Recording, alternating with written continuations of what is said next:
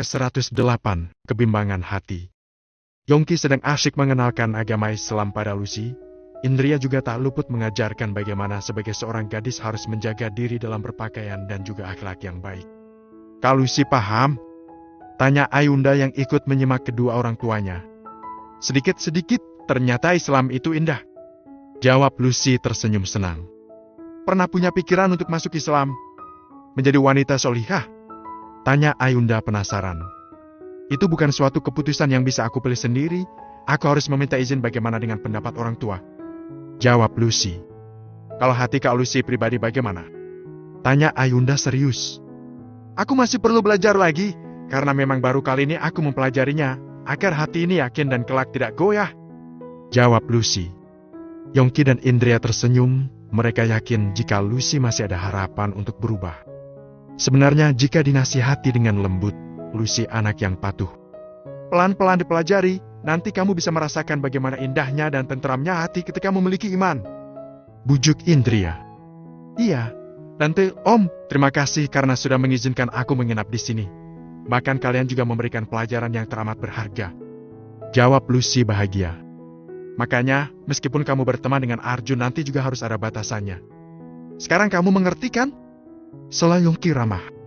Jadi dalam agama Islam kalau aku dan Arjun bersentuhan tidak boleh ya? Pantesan saat itu ketika aku memeluk Arjun dia marah. Aku kira karena dia membenci aku. Ujar Lucy dengan polosnya. Apa? Pekik Indria dan Yongki kaget. Maaf, aku tidak tahu sebelumnya. Makanya ketika Arjun datang menolong aku refleks memeluknya saking bahagianya. Jawab Lucy memerah wajahnya. Yongki dan Indria merasa heran pada Arjun yang ditakdirkan bertemu dengan Lucy. Entah takdir sebagai istri atau hanya sebatas teman. Sedangkan sejak kecil sudah dijodohkan dengan Nala tetapi malah menolak. Kak Lucy menyukai Bang Arjun? Tanya Ayunda memastikan. Indria dan Yongki juga ikut penasaran. Mereka jadi membayangkan bagaimana Arjun yang super cuek dipeluk oleh seorang wanita yang sama sekali bukan tipenya. Arjun tampan, dia walau kadang galak tapi juga perhatian. Pokoknya dia tidak banyak bicara tapi selalu bisa diandalkan. Sayangnya dia yang tidak suka aku.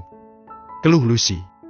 Karena Arjun menyukai gadis solihah seperti bundanya, menutup aurat, rajin ibadah dan juga penyabar. Sela Yongki kalem, berharap jika dengan begitu Lucy memiliki motivasi untuk berubah. Jadi kalau aku memakai gamis, jilbab panjang dan cadar, terus aku rajin ibadah dan tidak bawel lagi, apakah Arjun mau menikahiku? Tanya Lucy tanpa basa-basi. Keluarga Arjun sampai heran, sebab sikap Lucy yang pemberani dan tidak malu sama sekali mengutarakan isi hatinya.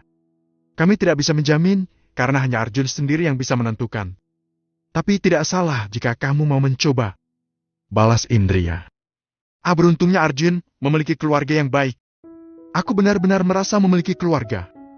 Gumam Lucy bersedih. Jangan menangis, anggap saja kami ini keluarga kamu. Tapi Tante sarankan kalau hati kamu sudah tenang, coba bicarakan masalah kamu baik-baik pada mama dan papa kamu.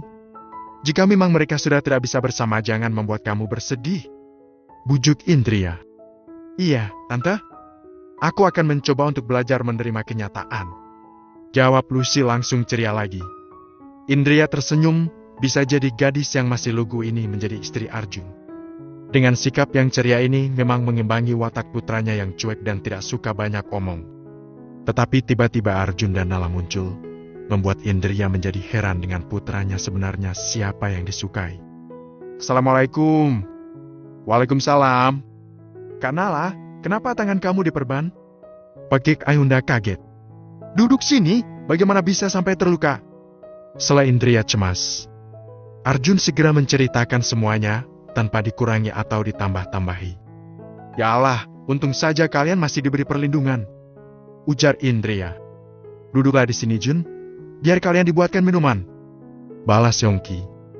Ayunda beranjak ke dapur, membuatkan teh hangat untuk Arjun dan Nala. Sedangkan Lucy menatap Nala dengan tatapan cemburu. Karena semua ciri-ciri tipe idaman Arjun ada pada Nala. Apakah Nala adalah kekasih Arjun? Kalau begitu aku salah jika menjadi orang ketiga. Aku sangat tidak pantas untuk Arjun. Batin Lucy. Kamu kenapa menatap aku begitu? Tanya Arjun salah tingkah. Tidak apa-apa, hanya ingin memastikan apakah luka kamu parah. Balas Lucy mencari alasan. Ini hanya luka kecil kok, jawab Arjun. Nala sendiri juga diam-diam bersedih, ada rasa yang terbakar dari jiwanya. Walau Arjun sudah mengatakan jika lelaki itu tidak mencintai Lucy, tetap saja sebagai seorang wanita merasa cemburu. Punya hak apa aku cemburu? Sedangkan aku sendiri tidak memiliki tempat di hari Arjun, batin Nala. Tidak lama kemudian Ayunda datang, membawakan minuman 2 gelas. Ayo diminum dulu, biar kalian bisa tenang. Saran Ayunda sangat khawatir.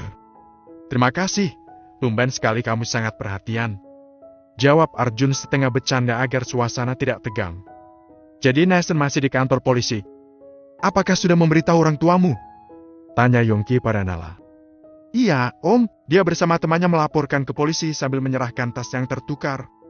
Ayah dan ibu sedang di kampung nenek, ada acara dan kami belum sempat memberitahu, jawab Nala. Makanya aku membawa Nala pulang saja, kasihan daripada dia sendirian. Lihatlah tangannya saja masih gemetar begini, balas Arjun. Indria segera meraih jemari Nala, terasa dingin dan juga memang masih gemetar. Jangan takut, Nak. Di sini aman, tidur istirahat ditemani Ayunda saja ya, bujuk Indria. Iya, Tante, jawab Nala patuh. Kalau gitu aku mau pamit pergi ke rumah kakek nenek, sela Arjun.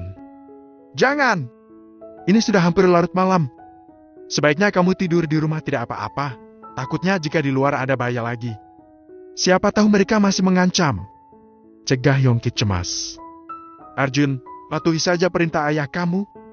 Lagian bunda juga tidak akan bisa tenang jika kamu pergi, timpal Indria. Arjun terdiam, sebenarnya dia sangat malam tidur di rumah dengan adanya Lucy dan Nala.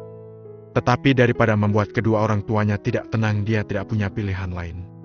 Baiklah, ayah, bunda. Lucy, kamu sebaiknya segera tidur saja ya.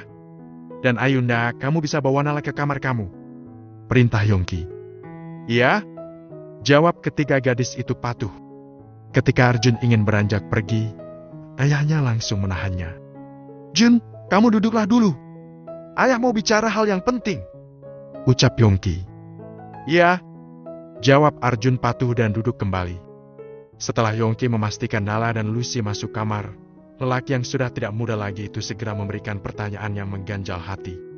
Jun, Lucy tadi bilang menyukaimu, dan Nala juga menyukaimu. Sebenarnya siapa yang kamu sukai di antara mereka? Tanya Yongki penasaran. Arjun mengembuskan napas berat, lagi-lagi membahas soal beginian. Ayah, memangnya kenapa kalau mereka menyukaiku? Haruskah aku menikahi keduanya? Sela Arjun agak cuek. Dasar kamu, keluh Yongki ingin menjitak putranya. Arjun, maksud ayah itu baik. Agar kamu tidak membuat keduanya saling berharap. Itu namanya kamu memberikan harapan palsu jika tidak membuat kejelasan, bujuk Indria. Bunda, aku sudah mengatakan jika aku tidak mencintai mereka. Aku baik pada mereka karena aku kasihan saja, balas Arjun. Sudahlah, saat ini putra kita memang sedang dalam fase belum bisa menemukan jati diri. Tapi aku yakin pasti Arjun menyukai keduanya. Nala yang sesuai tipenya, dan Lucy yang bisa mengimbangi kehampaan Arjun. Tapi kamu ingat, Nak, jika kamu tidak tegas pada dirimu sendiri maka kamu bisa kehilangan semuanya, ujar Yongki.